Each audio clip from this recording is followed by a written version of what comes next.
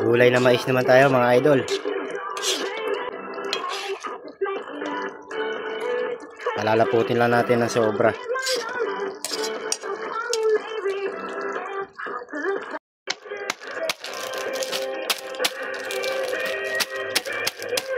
A few moments later.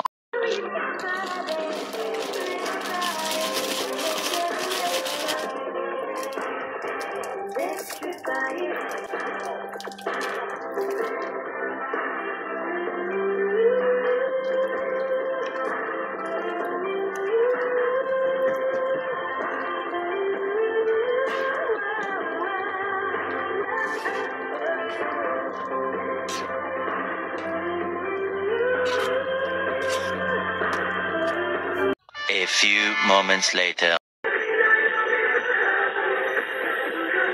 Talbos na ang palaya at bulaklak ng kalabasa.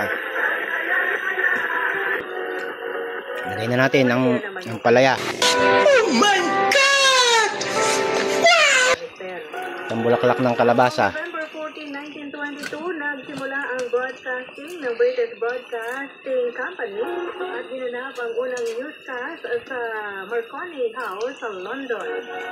Noong 1948 naman, ipinanganak si King Charles sa Buckingham Palace. Siya po ang panganay na anak nila Queen Elizabeth II at Prince Philip. Nalagyan pa natin ng dahon ng malunggay. Oh my God! Pangasawa niya si Lady Diana Spencer at nagkaroon po sila ng 2 anak.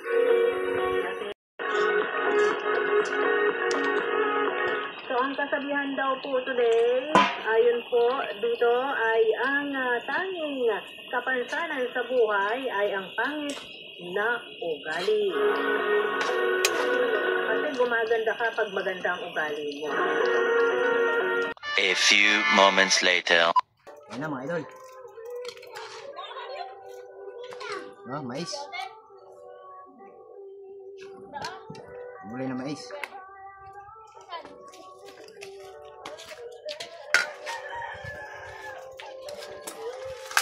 Kain siya dong.